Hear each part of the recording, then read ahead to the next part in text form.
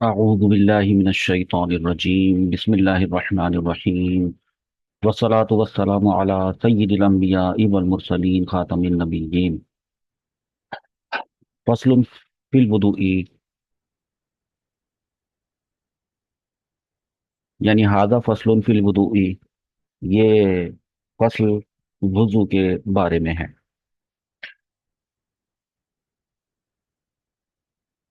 سب سے پہلے وضو کے فرائض بیان کیے جائیں گے، اور وضو کے فرائض چار ہوتے ہیں۔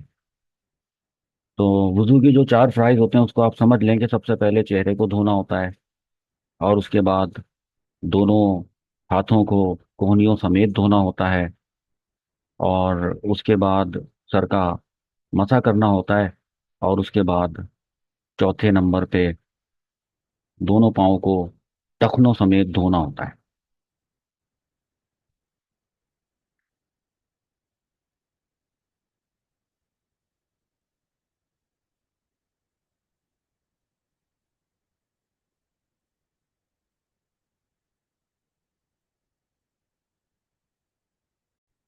لہذا یہ چار کام کر لیے جائیں تو وضو مکمل ہو جاتا ہے۔ اور اس کے علاوہ جو وضو میں ہم پرفارم کرتے ہیں وہ سنتیں ہوتی ہیں وضو کی۔ چہرہ تو نہیں دھوتے سب سے پہلے ہم، چہرہ دھونا فرض ہے، لیکن سب سے پہلے ہاتھ دھوتے ہیں، پھر کلی کرتے ہیں، پھر ناک میں پانی چڑھاتے ہیں۔ یہ تین کام کرتے ہیں پہلے ہم، اس کے بعد چوتھے نمبر پہ ہم چہرہ دھوتے ہیں۔ لیکن کسی بھی عبادت کو سر انجام دینے میں فرائض کے ساتھ ساتھ سنتیں اور مستحبات بھی شامل ہوتے ہیں۔ لیکن یہ جاننا بہت ضروری ہوتا ہے کہ وہ جو سارے اسٹیپس ہم وضو میں پرفارم کرتے ہیں ان میں سے وہ کون سے چار اسٹیپس ہیں کہ ان میں سے اگر کوئی ایک رہ گیا تو وضو نہیں ہوگا، کیونکہ وہ اسٹیپس وہ فرض ہیں۔ عبارت دیکھیں اور لکھیے: فرائض الوضوء، وضو کے فرائض۔ ارکان الوضوء اربعۃ، وضو کے چار ارکان ہیں۔ وہی فرائضہ، اور وہی اس کے فرائض ہیں۔ الاول، سب سے پہلا، غسل الوجہ، چہرہ دھونا۔ وحدہ، اور چہرے کی حد، طولن،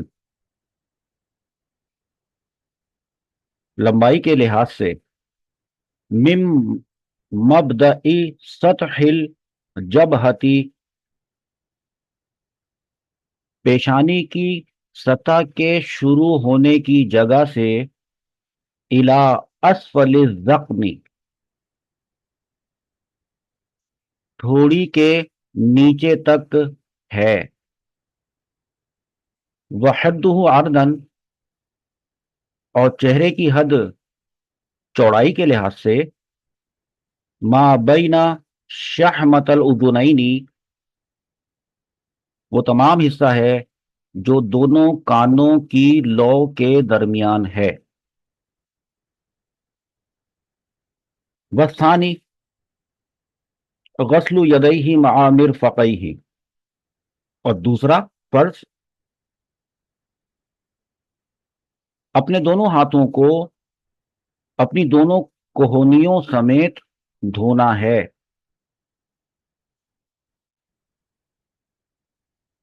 والثالث، اور تیسرا فرض، غسل رجلیہ مع کعبیہ،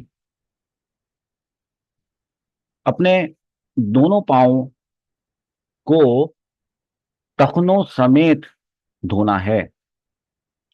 والرابع، اور چوتھا فرض، مسح ربع رأسہ، چوتھائی سر کا مسح کرنا ہے۔ لکھ لیا؟ اب سمجھیں، اور ایک بات پہ ذرا غور کریں۔ پہلا فرض چہرے کو دھونا تھا، دوسرا فرض دونوں ہاتھوں کو کونیوں سمیت دھونا تھا، تیسرا فرض جو کہ ہم सबसे आखिर में करते हैं, चौथे नंबर पे करते हैं, वो तीसरा इन्होंने लिखा है कि दोनों पाँव को टखनों समेत धोना। और और उससे पहले करते थे हम मसा करते हैं सर का, वो इन्होंने आखिरी नंबर पे लिखा है, चौथे नंबर पे, कि चेहरे एक चौथाई हिस्से चेहरे का मसा करना। ऐसा क्यों है? ऐसा इसलिए कि मुसन्निफ अलैहि रहमा ने ये तरतीब इसलिए दी है, ऐसे इसलिए नहीं दी है कि इस तरतीब को हम फॉलो करें, बल्कि ये इसलिए उन्होंने दी है कि पहले उन्होंने धोने वाली बातें बता दी।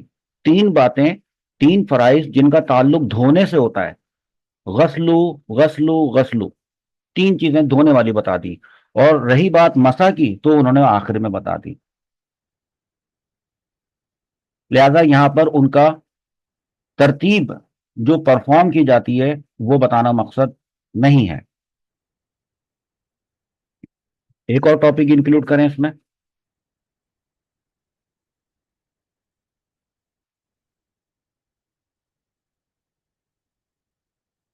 सबबुल वुदूई व हुक्मिही, वुजू का सबब और उसका हुक्म। इसको लिखने से पहले मेरी मेरी जरा बात सुन लें। देखिए बेटा, वुजू कब वाजिब होता है, वुजू कब करना होता है, वुजू क्यों वाजिब होता है। तो बेटा, वुजू वुजू के वाजिब होने का सबब ऐसे काम का इरादा करना होता है जो वुजू के बगैर नहीं किया जा सकता। मतलब नमाज का इरादा किया है, वो तो वुजू के बगैर नहीं पढ़ी जा सकती। ठीक है ना? इसको कहते हैं सबब। सही है। वुजू के वाजिब होने का सबब है, एक तो है नमाज, ये एक फर्ज है। या कोई ऐसा काम वुजू करने पर मजबूर कर दे, या वुजू करने का हुक्म आपके ऊपर लगा दे, जैसे कि कुरान मजीद को छूना। ये दुनियावी हुक्म है, ये भी याद रखिएगा। दुनिया में ही वुजू कर, वो नमाज पढ़ते हैं दुनिया ही में। हम कुरान पाक को उठाते हैं, हाथ लगाते हैं। तो जब कोई इन दुनियावी कामों के लिए, दुनियावी इबादतों के लिए इरादा करेगा, तो उसको वुजू करना पड़ेगा। जी। रही बात आखिरत की, कि वुजू करने से और क्या होगा, तो आखिरत में इस वुजू के बदले सवाब मिलेगा। तो ये दो तरह के हुक्म आपको दे दिए। एक हुक्म दुनिया का, कि फायदा क्या हुआ वुजू करने का, दुनिया में क्या फायदा हुआ। दुनिया में ये फायदा हुआ कि वो काम, वो इबादतें जिनके लिए वुजू करना जरूरी होता है, वो काम करने हलाल हो गए वुजू करने से। दुनिया में ये फायदा हुआ, दुनिया में ये हुक्म लगा। आखिरत में क्या हुक्म लगेगा, इसका उखरवी हुक्म यह है कि आखिरत में इसका सवाब मिलेगा। तो इसको लिखें, वसबबु वसबबुहु वसबबुहु इस्तिबाहतु।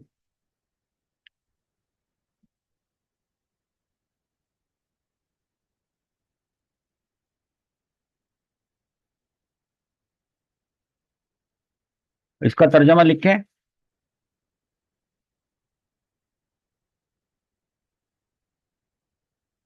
कि वुजू का सबब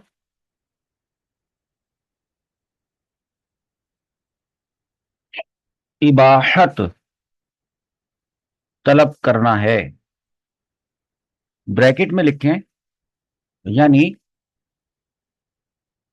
हलाल करना है। आगे लिखें, मा ला यहिल्लु इल्ला बिही, उन चीजों को जो वुजू के बगैर हलाल नहीं होती हैं। वह हुआ हुक्म दुन्यवी,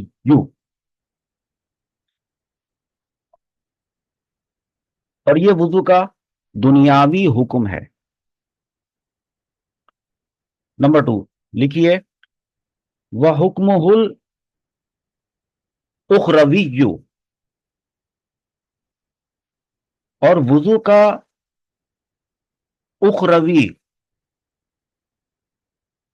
حکم الثواب فی الآخرتی، آخرت میں ثواب ہے.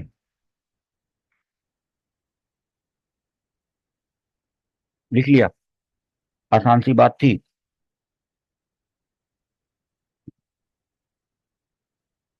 اب وضو کے واجب ہونے کی کچھ شرائط ہیں. جی، یہ جو کام میں نے آپ کو بتائے دنیاوی، تو وضو کے واجب ہونے کی شرائط سے کیا مراد ہے کہ کس کس پر وضو کرنا شرط ہوتا ہے. میں آپ سے پوچھوں کہ کیا کافر پر وضو کرنا شرط ہے؟ تو آپ بولیں گے کافر کیوں کرے گا وضو؟ ایک بات ہے نا. تو وضو کس کس پر شرط ہے، یہ آپ کو اب اپنے نیکسٹ سیشن میں آپ کو بتاتے ہیں.